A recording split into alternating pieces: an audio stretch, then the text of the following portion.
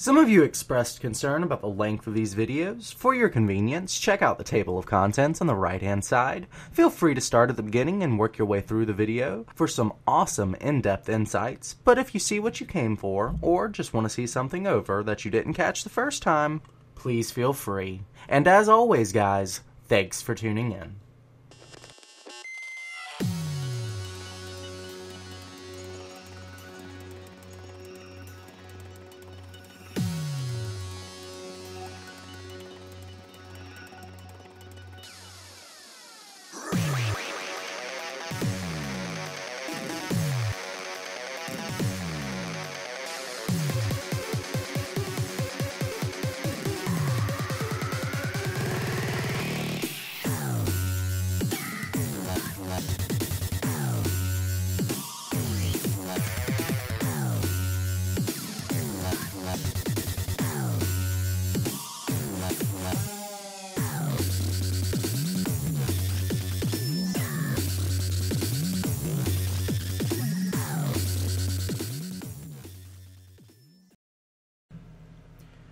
Alrighty guys, so basically as a quick throwback to last week's episode, we are just going to be taking a look at how to do patrol splitting. We covered a lot of splitting in last week's episode. What you see is in front of you is what happens when lings and banelings are used against clumped mines. 1A does the trick.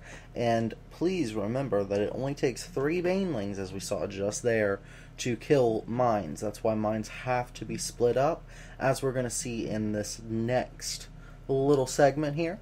We're returning to state, and we're actually going to have no micro from me still, as this little director's cut's going to show you take 2 spread mines versus 1A Zerg.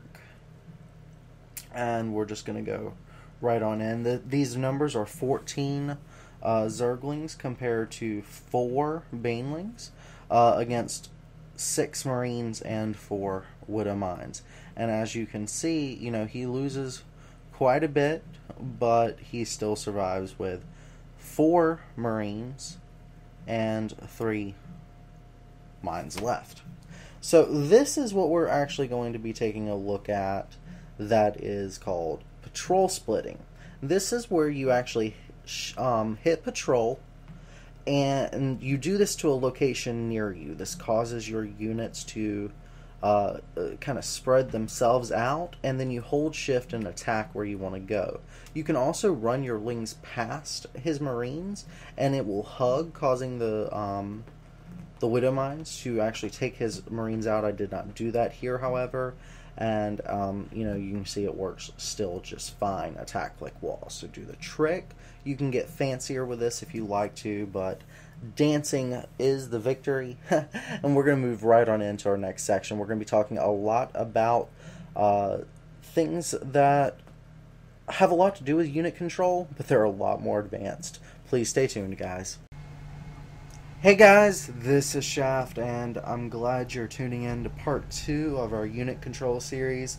Looks like we are going to be having a special guest appearance. You should have already met this guy, actually, in some previous works here at the Claymate Casting crew. He also was in the last chapter playing as our Widow Mines player. So if you didn't see that, please rewind. That will be important later on. Anyways, with us here tonight is a player coming to you from Starcraft 2 Strategy.com's elite North American gaming team. It is White Wing. How you doing, bro? I'm doing well. How are you doing? Doing good, doing good.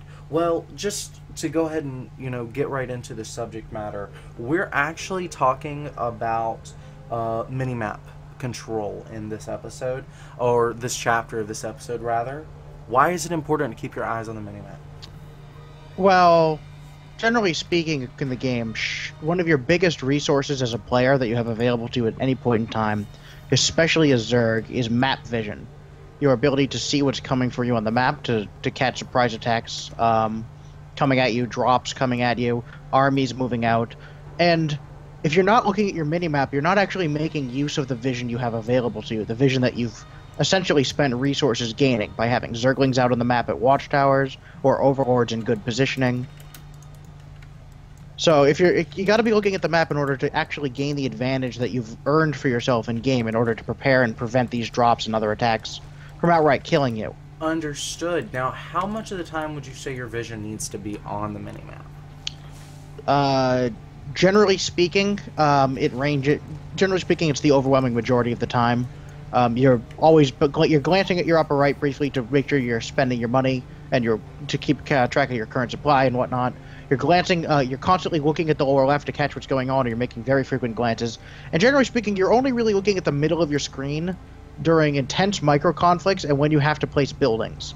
And you try to make that as short as possible because you want to see what's coming on the minimap at all times. Understood, understood. That's perfect. That's actually even foreshadowing something we're going to be discussing in a later chapter, the macro triangle, but we'll leave that for then.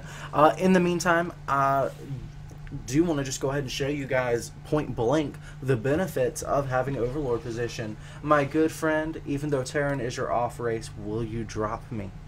Absolutely. Thank you. Guys, please pay attention to the mini-map. You can see me selecting that right now. Just circling it here with the mouse, as this is the money shot. Now pretend I'm, macroing around, injecting hard, microing my units. Ooh, look, these are Zerglings. These are Zerglings. Oh, here we go. Here's a drop. Oh my god, I can get in position. I can get in position.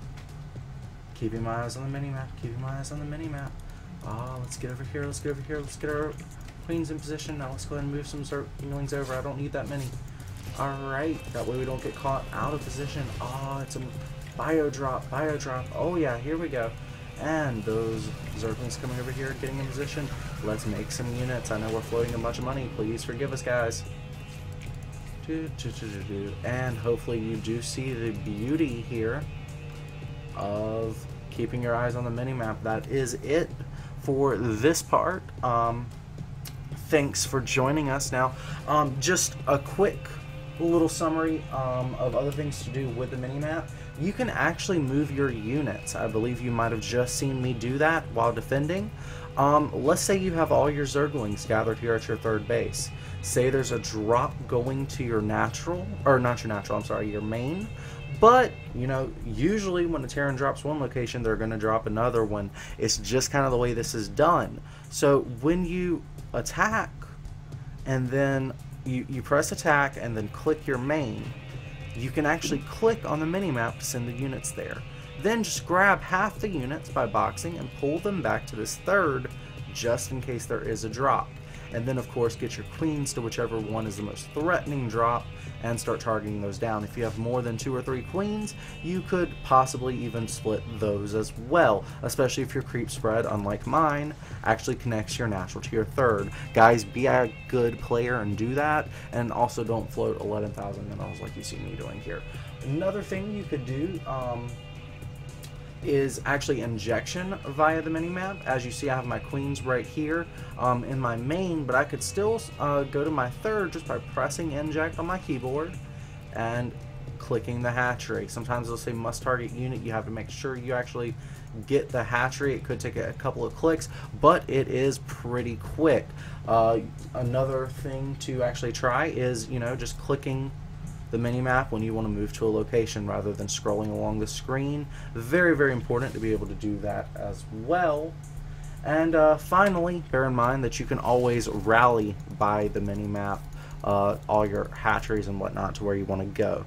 This is going to be very important when we discuss the macro triangle, so please stay tuned.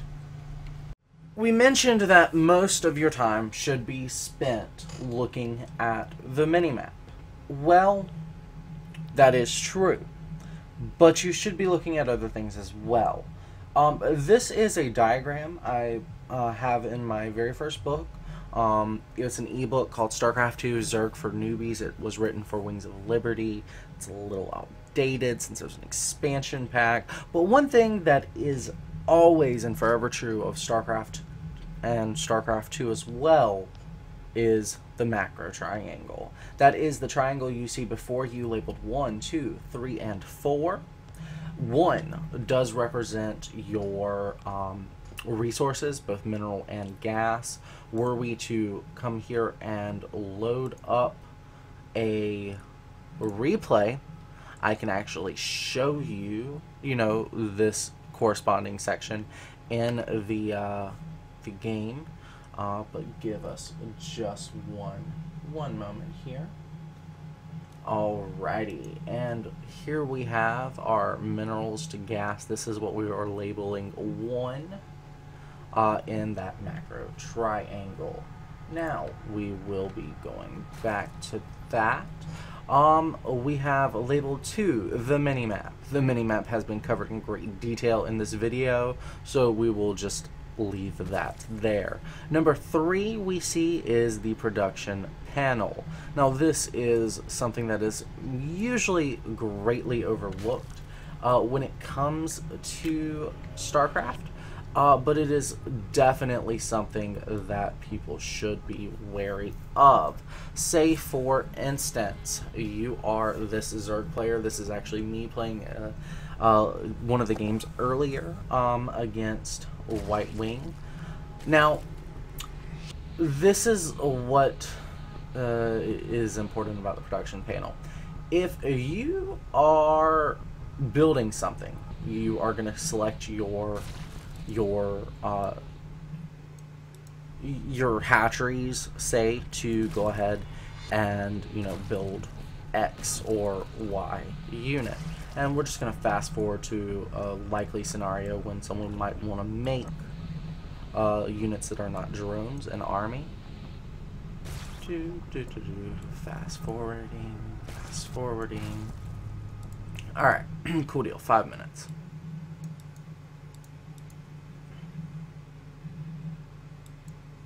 Okay, so here we have me play, and I'm actually hitting rally, here to the watchtower, sure. Okay, so the whole idea is to be in 2 places at once. Right now, I'm looking at the watchtower in anticipation of attacking my opponent's base. My opponent is located here.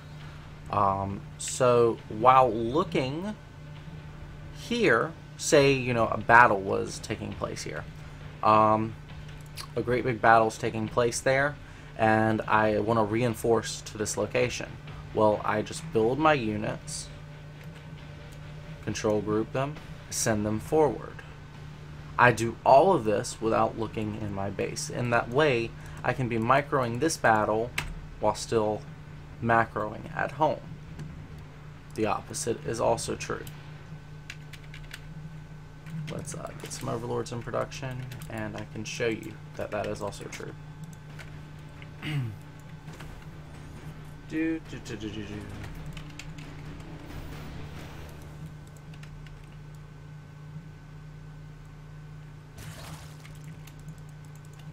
Okay, so let's say there's this giant battle happening here in the middle, indicative of with these lings patrolling around.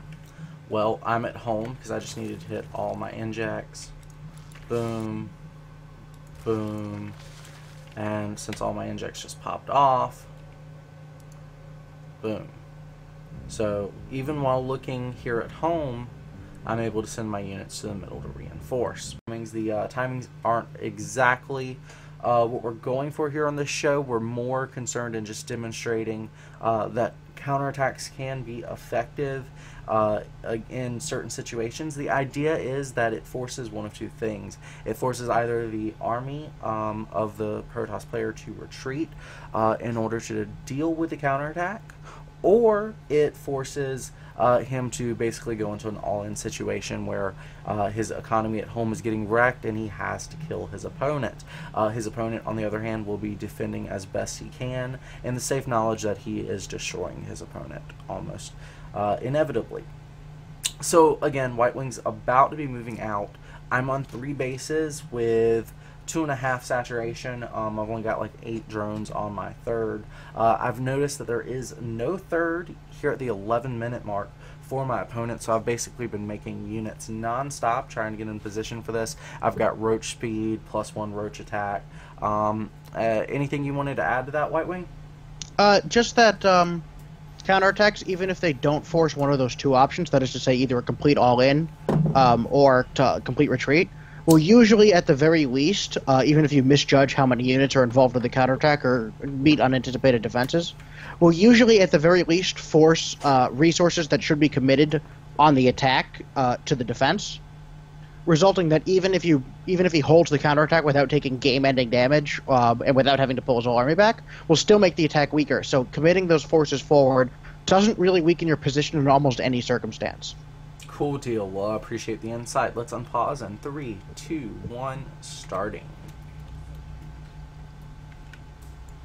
And I see you coming out there, good sir.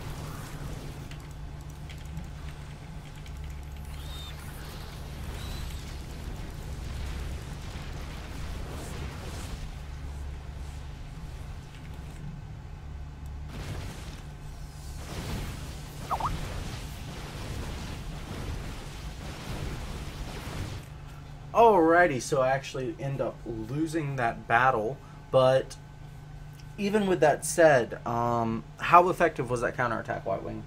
I mean, you did get my natural nexus. I had to spend a significant amount of my resources and warping time being one of the most important resources. A number of my warping cooldowns went to warping and zealots and stalkers at home to defend the roaches, because otherwise it lose both bases. And I mean, I did push in with a very, very potent attack that killed a ton of players at the end of Wings of Liberty. So not holding it isn't really all that shameful, but you did an absolute wreckage on my base. Right. And if this attack didn't succeed, I was completely dead. Right. So just to kind of get some idea of how much damage it is, will you let these remaining roaches live when I unpause this so we can just establish the damage assessment? Sure. Appreciate it. 3, 2, 1. Not so much. Okay, let's just send in some new recruits. Sorry, I just pulled out immediately. I understand, it's not your fault. Overseer, yeah. Plus 3 roaches. Somehow one roach got left in my base. Weird. Anyways, sending in that Overseer now, and we're looking at damage assessment, guys. I cannot see a workers killed tab. How many extra workers do you have left over?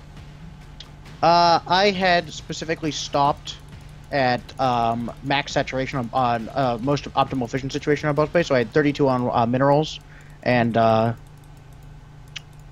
12 on gas on each base. Mm-hmm. So looks like I've got 9 left working on my natural out of the 24 that were there originally. I have all my workers still in my main. Obviously, yes. Yes. So you got looks like you got around 13. Looks like you got about 15 workers. And bear in mind, guys, this is a diamond level player, myself, against a top masters level player training to be GM, using a very, very easy, simple tactic that anybody can do. And I haven't played Starcraft competitively in over 2 weeks. So if you add this into your game, the results will be devastating. If you'll remember in our last video, please, if you haven't checked that out already, click the link at the bottom, as it will be important to understand some of the techniques discussed there if you have questions about what we're talking about here. Anyways, We'll be showing you how to peel off units in order to attack multiple locations at once. We're going to do that with the roaches first, and then we're going to use 2 different unit types to spread the Protoss player very, very thin. This can be used against basically any race that has an immobile army, so like Terran Mech or Robo-Bay Protoss, that sort of thing. It's just a very, very effective tactic. White Wing, anything to say towards that end? Splitting Protoss in multiple directions? Yeah, good way to kill a Protoss. Awesome, awesome. Now, please, guys, bear in mind this is not like realistic scenario. This is representative of a stage in the game that usually happens after the first major engagement. You know, your Zerg was on like 3 bases, Protoss hits a timing attack or like a defensive 3 base, and there's a major engagement. Most of the tech is killed off from both players. The Protoss chooses to go for a massive robo army, and now our Zerg has chosen to go for a mobile Mutalisk tech switch, and that's what we're trying to represent here. You'll notice I have both roaches and Mutalisks. Without further ado, are you ready to get this started, White Wing? I am. Okay, so we're going to resume this, and then we're going to do this harass in 2 stages. First stage, we're going to show how to peel off roaches by having me attack your 4th base and your natural with my roaches split among 2 control groups. Again, we'll show the engagement and then back off, okay? Yep. Alright. 3, 2, 1, starting. Alright, so I'm right-clicking on this watchtower, and what I'll do is we'll wait for these Zergs to, these roaches, cocoons to hatch. Alright, get everything into a common location, and we're watching the mini-map as everything streams towards this base. Okay, so we're going to attack click towards the 4th, holding shift and clicking on, I don't know, I'd say like 12 roaches, and then right-clicking on the mini-map and going towards the natural with an attack move. We've now peeled off this segment of roaches, which we can box and macro. Now there's a lot of units here, so let's go ahead and pull this back. He's in a good position here, and we've got you know, these roaches actually doing a lot of damage to the cannons. He's getting a good warp in, but that's fine. Alright, let's go ahead and back up, please. Alrighty, and we'll just pull everything back. And in this next engagement, we're going to be showing a similar principle. It's not actually using the same units, though. You can actually bounce around quite a bit with your Mutalisks and pull the army of your opponent. You know, say they're defending the 3rd, as his was there. It was kind of positioned there between the 3rd and the natural. So what we're going to do is exploit the fact that he's positioned there by attacking our roaches into the natural and hitting his 4th with Mutalisks, and then bouncing around a little bit from there. You in position, bruh? I'm right where my army was before, yeah. Okay, cool deal. And here we go. And we're going to be careful here to only send in a small group of roaches. Alright, there's his army. And here we go. And here we go. We actually are getting a lot of kills here on both cannons and rogues.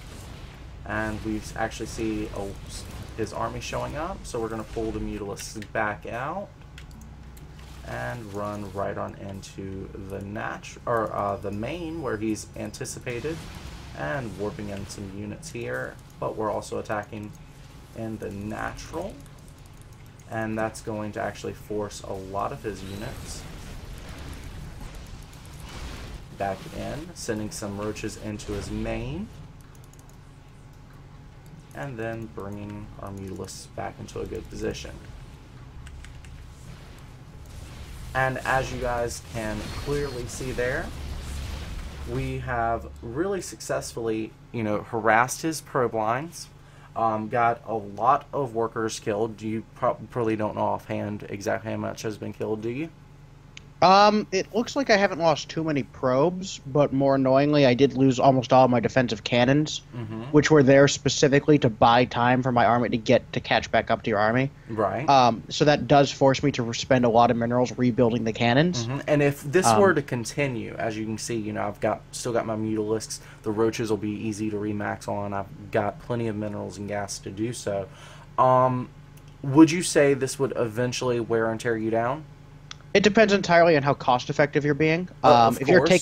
taking bases behind this and continually expanding, and I'm running in circles trying to defend and never have a chance to actually attack, then yeah, you'll kill me because I'll never get a fifth base. Um, so as long as you're careful defensively and never really leave me a huge opening, and you make use of the Mutalist mobility while pressuring with the roaches to keep my ground arm to keep my stalker ball pinned, because I can't afford to pull all my stalkers away from my robo units. Mm-hmm. Because if I do that, I lose all the robo units. You'll just swoop in with roaches and kill them. Right. So my whole army has to stay more or less together, which means the robo units are actually hindering my defensive mobility. And for not to strength get of the too army. race specific here, because this is applicable to Terran versus Protoss as well. Oh, it's even nastier when Terran does it because Right. Medivacs with speed boost and Marines do way more damage than they deserve. Or how about Roach versus Mech? Roach vs. Mech is the best way to do it because against Mech, he'll just tear your army to shred if you try to engage straight up. Exactly. So basically, the point we're trying to make here is that no matter what race you play, being able to be annoying with your units and having the unit control to back it up. Because bear in mind, I was not displaying macro here for the sake of clarity. You don't want me bouncing around shots completely all the time. So I'm not completely hitting all my injects and probably couldn't do it even if I wanted to. But the point is, if you're good and you have the unit control and you can spread out your opponents, you're going to win most of your games. Period. Anything else to finish this section up here, White Wing? Yeah, just one thing. The most important part of these multi-pronged attacks is the fact that it takes a lot longer to defend them time-wise. If my army is not perfectly split defensively, and if it is defensively split, Brad, then I can't possibly be in a position to attack you. That time you get from pressuring in this way is what allows you to take a mid-game army, like a heavy roach army, which is very much a mid-game centric army, and transition into a higher tech like Infestors or Broodlords or Ultralisks. Ordinarily, if you just try to do one big attack with all these roaches into my army, and I concisively win that battle, which with the army I have now I would, you will not have time to remax on higher tech units because I'll just move and attack and kill you. Now, the whole idea, again, is going to be to flank him, as hitting from one side, his Colossi are going to be doing a lot more damage to my Hydralisks, which will form a pretty good concave and just clusterfuck each other. Any comments on that?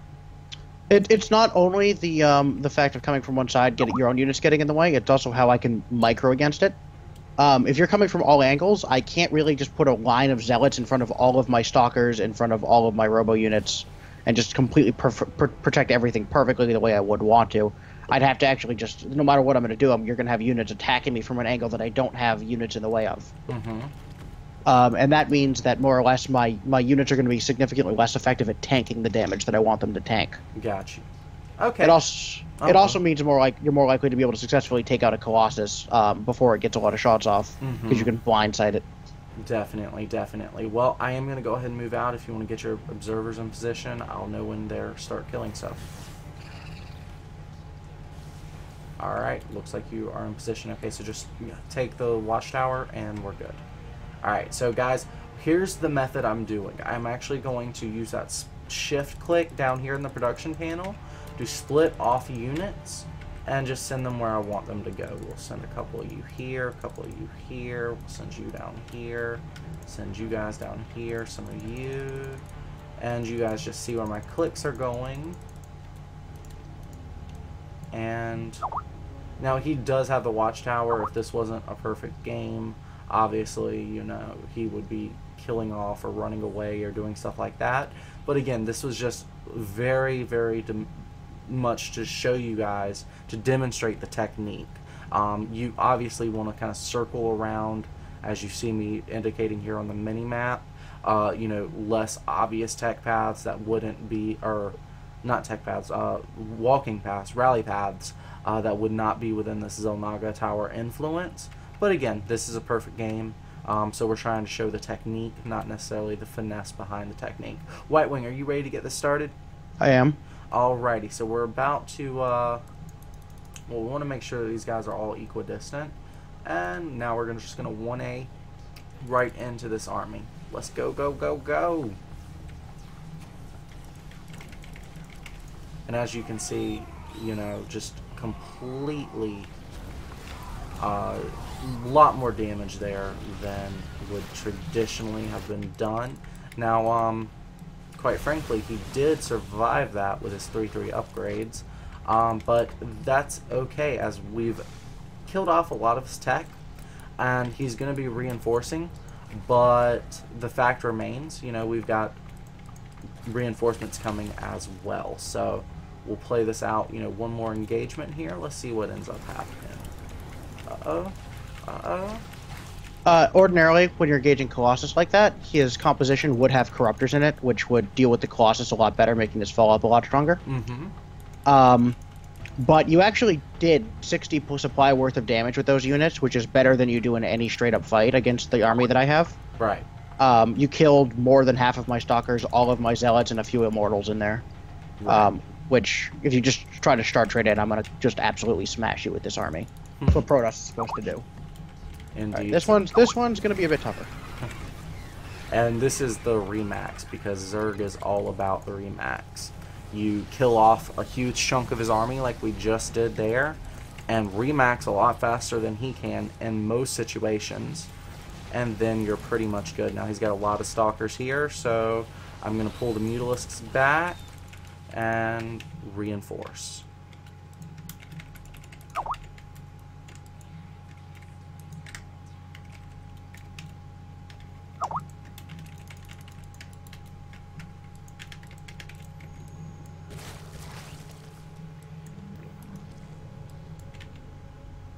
Man, it's going to take forever to rebuild all those Colossus and Immortals. And that is the beauty of this kind of playstyle.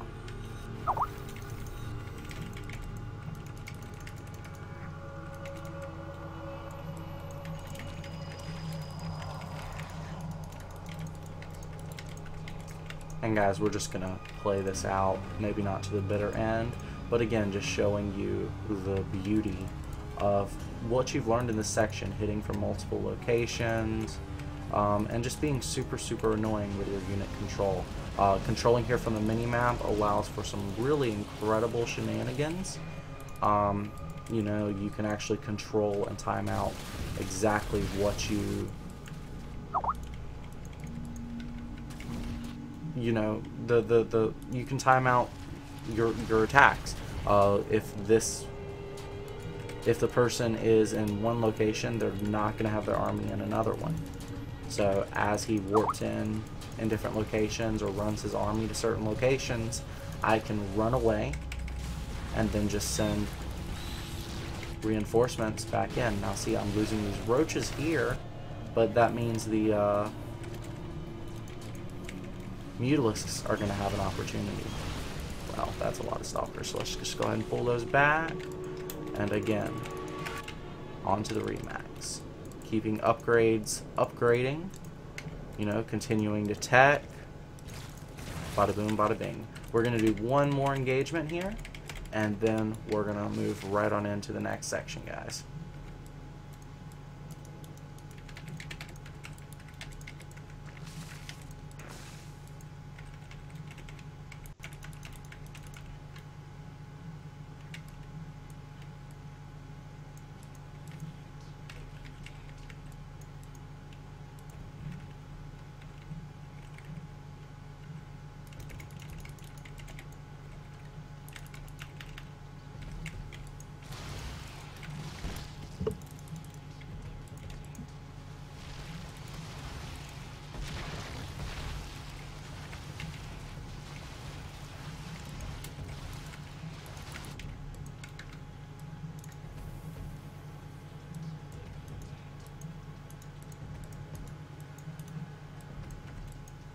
Wow, I get really quiet when I focus. No kidding. Alright, so basically moving out for this next engagement. Where is my opponent's army? Ah, there it be, there it be.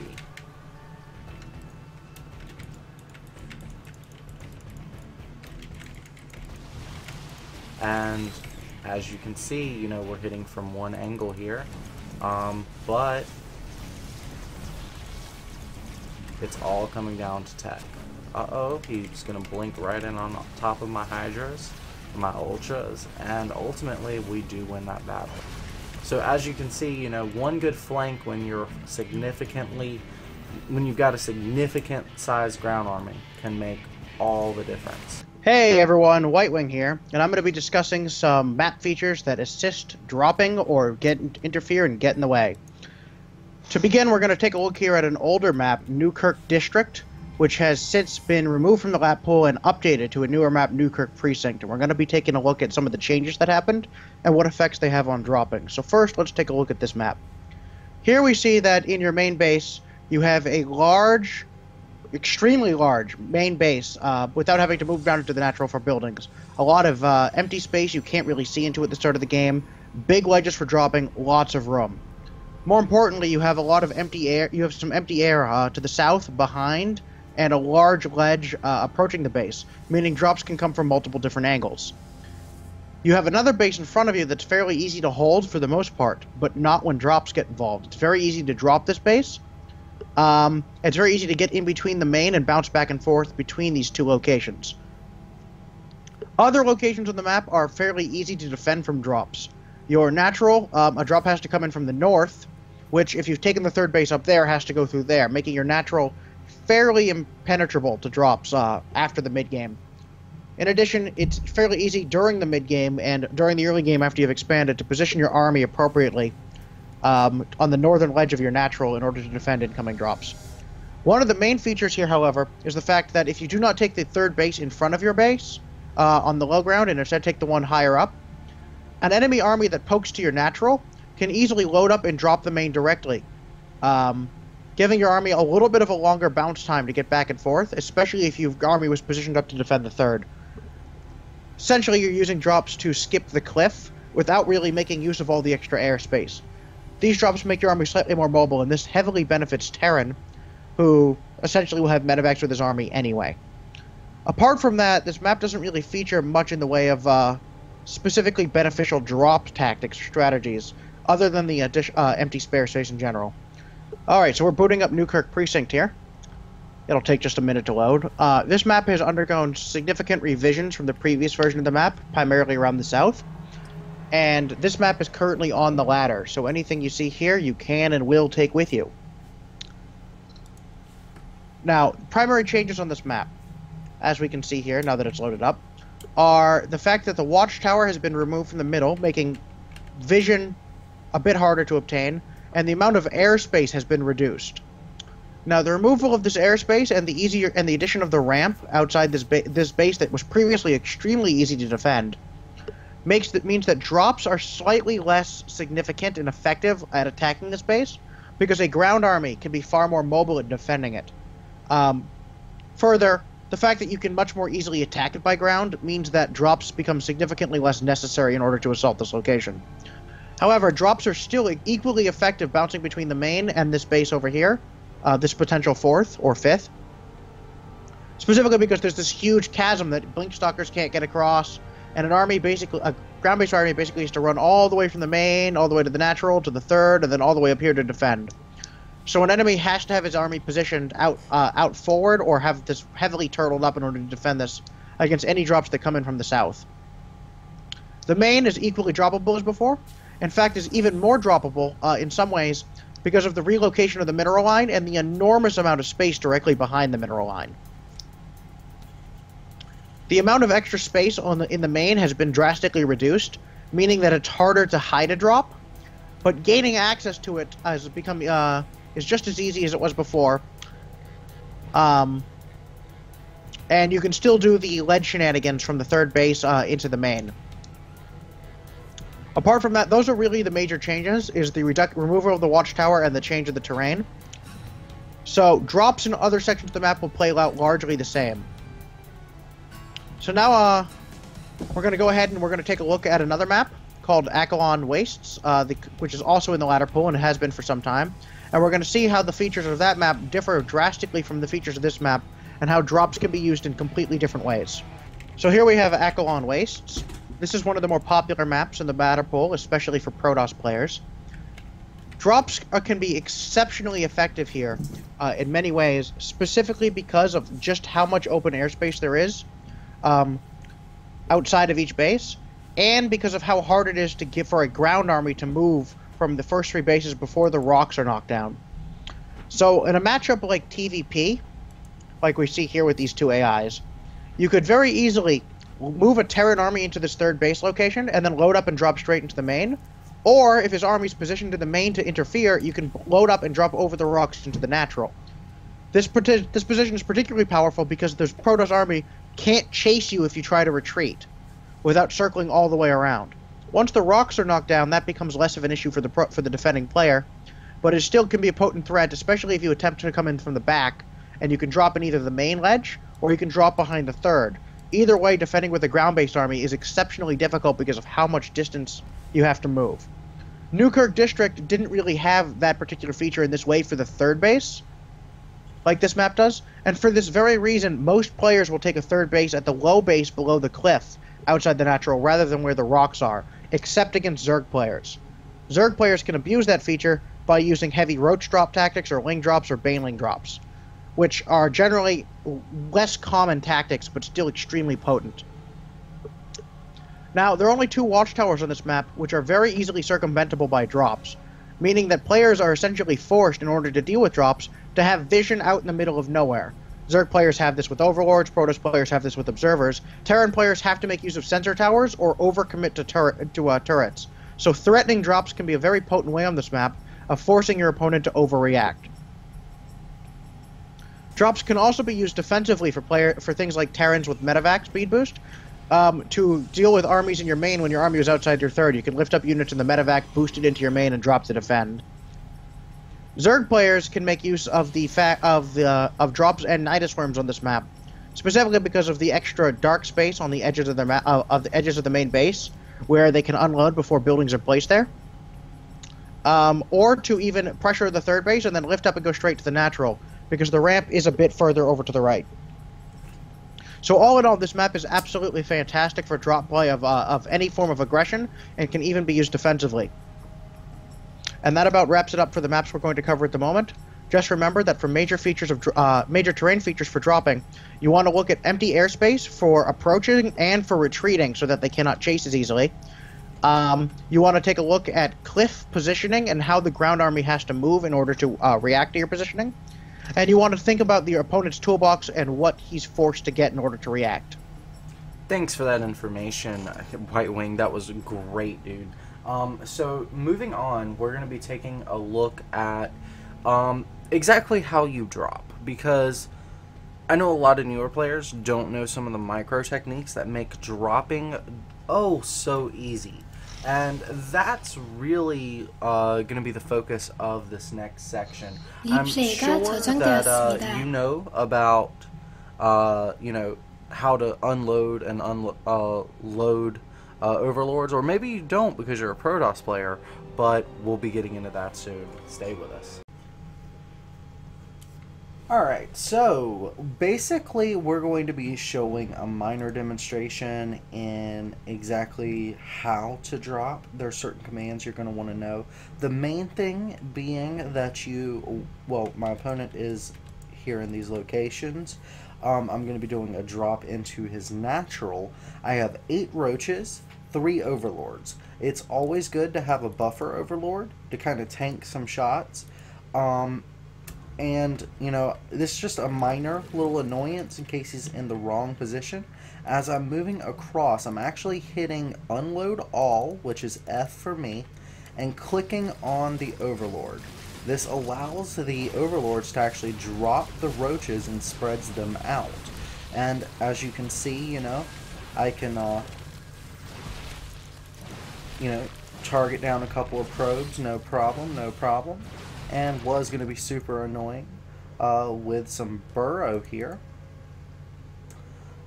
which means, you know, if my opponent does not leave all his stalkers here or doesn't have detection for some reason, hint, hint, go ahead and move those, please.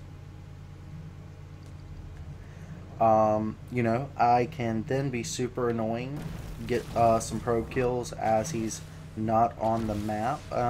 And, you know, obviously I'd wait for him to be further away, save this for a golden opportunity, but that is a great way to employ drops. Now, if you want to go ahead and replenish that mineral line for me, good sir. This is a technique we call carpet bombing. And it is actually extremely potent. Give me just a moment to set this up. And essentially what you want to do is just drop banelings into the mineral line in the same fashion we just did. Depending on whether or not you think his army is actually going to, you know, be there to do anything to stop the attack, you can, you know, mix in some normal units. Completely up to you. This will allow the banelings to bruise the units and the rest to clean them up. If his army's going to be there, that's not going to be as effective, but you can spread them out if so desired.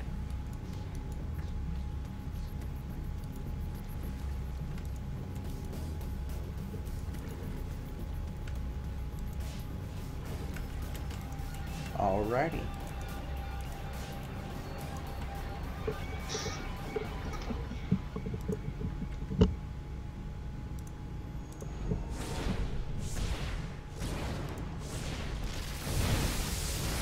And this, my friends, is what we call carpet bombing.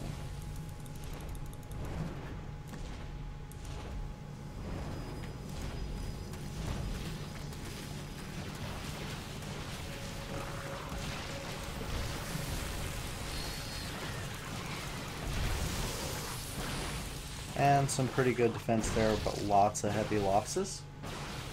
And then there's one more scenario we do want to show you guys. And I'm actually supply blocked, so let me get some overlords. Do you have upgrades or anything? Yes, I do. Alrighty, you and always researching upgrades. Protoss. Yeah. Just for a tutorial, though. Now we have to wait for me to research upgrades before we can do the next section. Oh. Yeah, it's habit. It's hard to remember not to do it.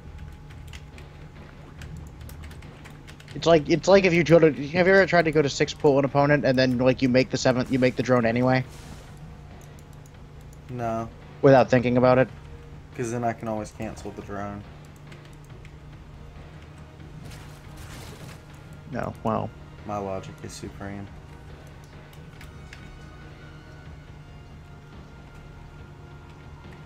On the plus side, I did remember to not pull out my probes when I saw your overlords flying in.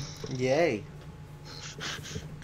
And obviously, guys, you know, there are answers to some of these techniques, but that doesn't mean that they aren't potent even against the best people, because even when you pull, you are losing mining time, and you can still use carpet bombing and other techniques in defensive situations or offensive situations against real armies in real time, as that is exactly what we're going to demonstrate to you here and now.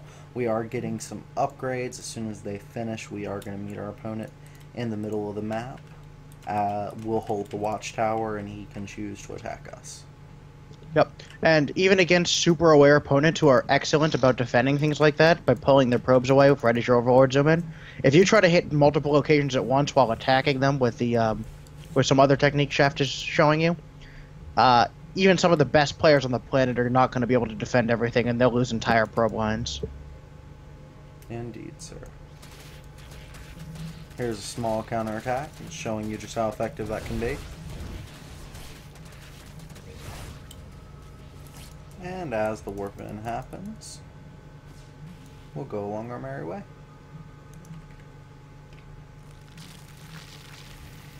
And whenever you're ready to come to the middle... Hold on, wait. My banelings are finishing. You said whenever I was ready. I didn't say come! That was a prepositional phrase. Are you ready now, sir? Not against that god-awful army. I'm making some more fucking banelings. Holy Jesus H on a stick.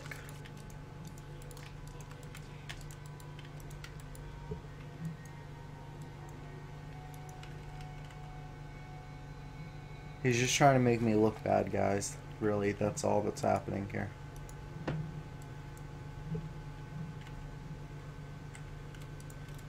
It's not his fault he was born this way. True story.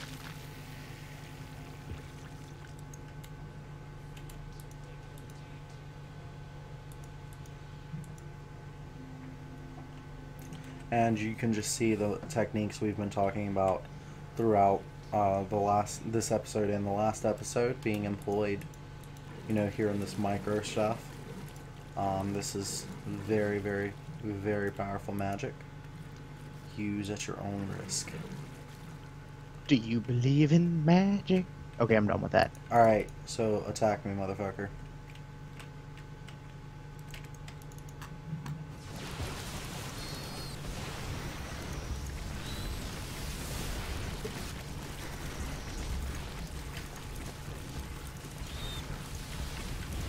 Wow, that did a lot more damage than it should have.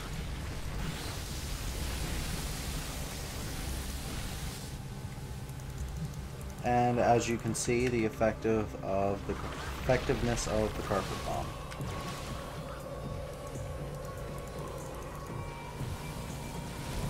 You didn't even drop all of them, did you? No.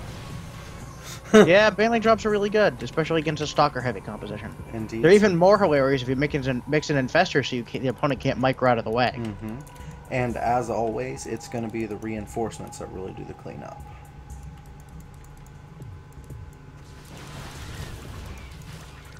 Maybe, possibly. He's got good upgrades.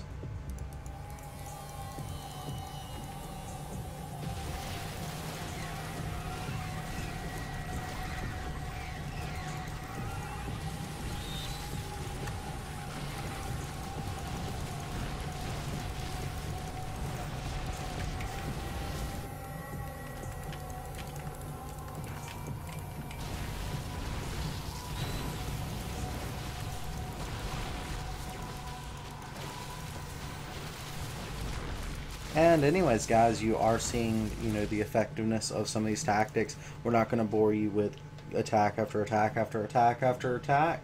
You do now see that carpet bombing is a very, very effective.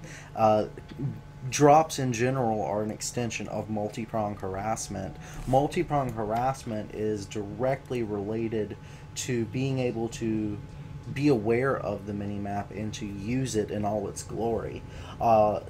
Being able to use it in all its glory is a direct derivative of the Ben Gesserit training we were talking about earlier. If you're not sure what that is, just think of the macro triangle we spoke about. And you can amplify all of this by splitting your army using patrol splitting technique we covered in the very beginning of this video. If this video did not improve your gameplay in some way, please, in the comments, ask for your money back, because this free video did not do its job. Thanks for tuning in, guys, and please remember to be awesome. Bye-bye.